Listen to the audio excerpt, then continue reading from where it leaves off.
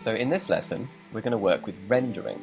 Now that means that instead of just creating the 3D model, you also add realistic lighting, materials and textures to it. So if you look at the example here, you can see this table has got a realistic glass looking top and kind of metal chrome shiny legs. And all the image around it, none of this scene that you can see here is actually rendered, the chairs and the TV and everything, none of that's actually 3D rendered in this scene, it's just a flat image that I've put behind it.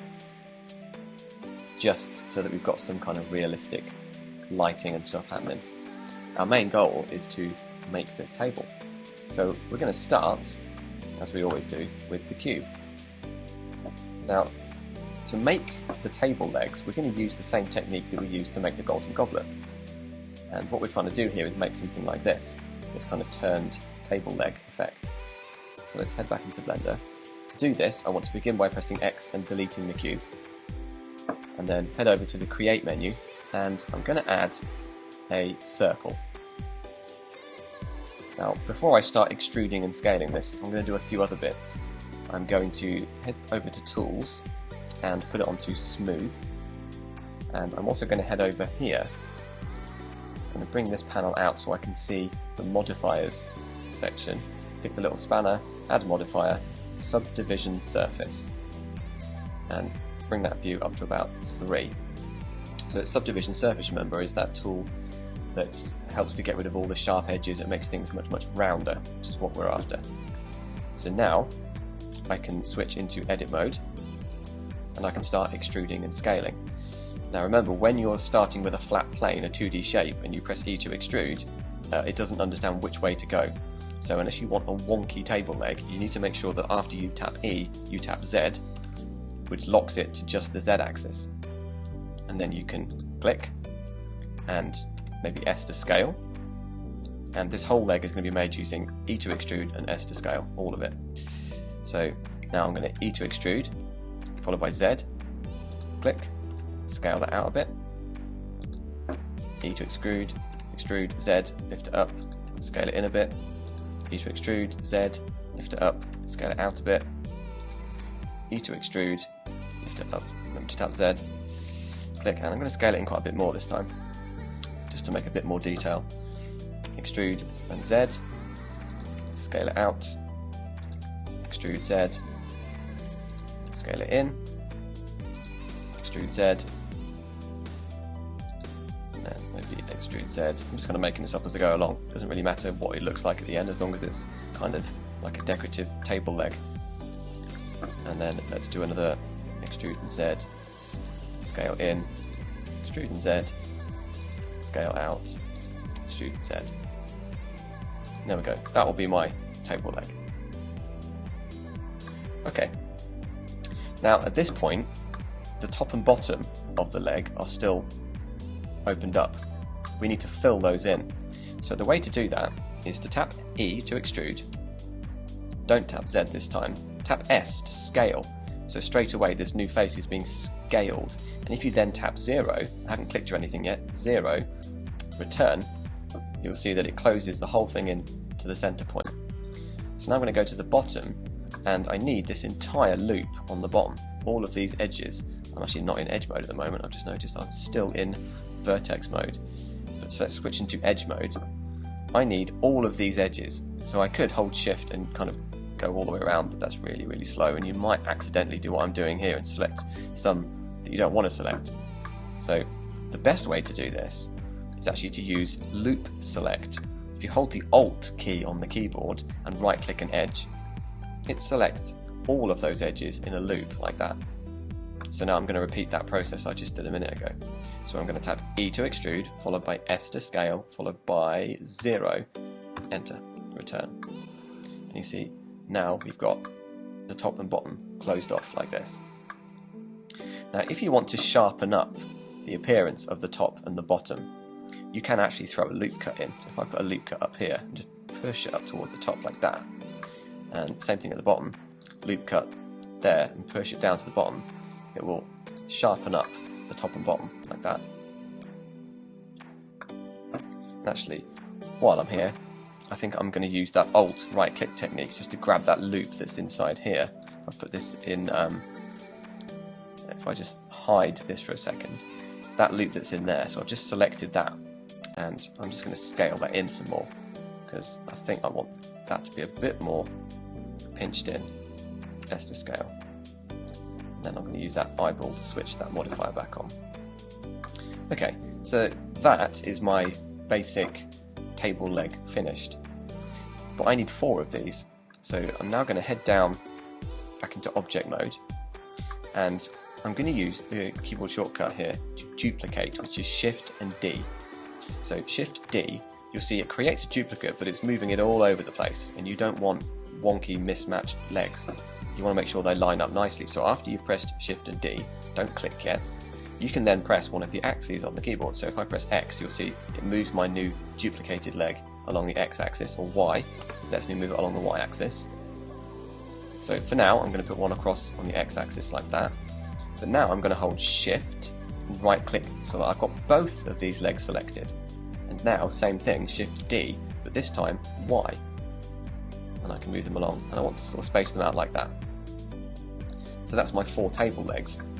Now it's time to do the top of the table, and for this we need a cube. So over to Create, add a cube, and this cube, of course, it needs to be squished into the shape of the tabletop. So I could go into edit mode to do this and then just grab all the sides and move them around, but I could just as easily do this in object mode. So if I tap S to scale, right now the whole cube is scaling, but if I press X, Y or Z, I can scale it on just one of the axes. So if I tap Z, you'll see that now it's only scaling on this axis, which means I can squish the cube to kind of make a flatter shape like that. I might actually make that a little bit bigger. Now I can press S to scale on the Y axis, and I can enlarge it that way. Maybe move it across a bit.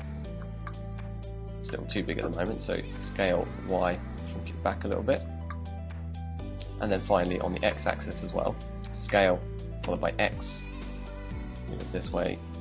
And what I'm looking to do here is just position it so that it's kind of central, and you just need to keep moving around to get it in the right place. So that's about right that way. Just go a little bit further this way, and then finally make sure you bring it down so that the table legs are just inside the tabletop. Like that. That is about perfect. Right, so now the fun bit, we're going to add in the textures. Now, the first thing we need to do is get ourselves the background image that we need. So, if you head over to the student folder, Year 8 Blender, you'll find this image in here, 360 image, which you need to right click and download. There we go. Now if I go to my into my downloads folder, you see I already had this downloaded from the one that I did that I showed you at the start. But if I double click this, you don't need to do this, I'm just showing you, you can see that this image is actually a rectangular image, but it's made in such a way that if it's wrapped inside a sphere, all the edges and everything line up seamlessly. So this is a special kind of image that fits inside the sphere. Okay, so once you've downloaded that, back into Blender, now we actually have to tell Blender that we want to be rendering stuff, and we need to head up here and change this option from Blender Render into Cycles Render, and you'll see why in a minute. So now let's hook up that environment texture and make it all work. So over here on the right, you need to go to this world setting, and then under surface, click use nodes, and then on this color section, we're going to hit this little button just here, and we're going to tell it, instead of using a color as the background, we want it to use an environment texture. And then we click the open button. We need to go to the download section, and you'll find the image in there. Just double click it, and that is now all hooked up. If I head down here and change my view from solid to rendered, you'll see that there is now a background image. And if you push the wheel button down and look around, you'll see that, there we go, there is now an image in there. But the table kind of looks naff. We don't have any of the textures on the top or the legs yet. So that's our next job. So we need to select the tabletop. Now it is a good idea to go back into solid view for this so that you can clearly see, so that you can clearly see what you are right clicking. But it is possible, if I go back into rendered view, to right-click stuff while you're in here. It's just not easy because you can't tell what's got the outline around it. But I know that if I right-click the tabletop here, the tabletop is now selected. So, with the tabletop selected, in rendered view, let's go ahead and put a glass material on it. So I'm going to head up here to this properties panel again, and we need this one right here. This is your materials tab.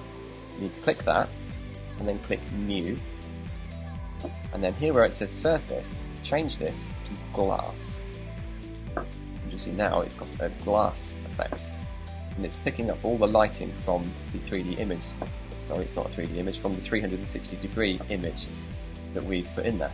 So it reflects things from that image. If you want the glass to have a slightly frosted look, so it's not completely clear glass, you can increase this roughness thing just here. Now I only want to increase it very minimally, so just a tiny amount. If you go too high, it won't look like glass anymore. So very, very subtle. So now let's add the chrome effect. So I'm going to right click one of my legs. And same thing, this time I'm going to go new. I'm going to change the surface from diffuse to glossy. And you can see that's it. It gives me this nice kind of shiny glossy effect. If you wanted to, you could click the colour here and you could change this to give yourself more of a kind of gold look or bronze or something. I'm quite happy with silver, so I'm going to leave that in the middle. And then to make the other chair legs table legs rather, look the same, you need to right click each of those. You don't have to click new. If you hit this little icon here, you can simply choose the second material we just made. We could have named these, but material 2 was the chrome one. So I'm going to push the wheel down and spin round, right click that one, hit that icon again, material 2, spin around one more time, get this leg, hit that icon, material 2. And then lastly, if you want to just kind of position this to make it look nice in the scene, all you need to be doing is using your looking around tools. So you can scroll the wheel in and out, to zoom in and out from the table. You can push the wheel down to rotate around, and you can hold shift and push the wheel down to pan around. And doing that, you should be able to kind of put the table somewhere in the scene where it kind of looks like it's, you know, near the floor, on the floor. And there you go, there's your finished rendered table.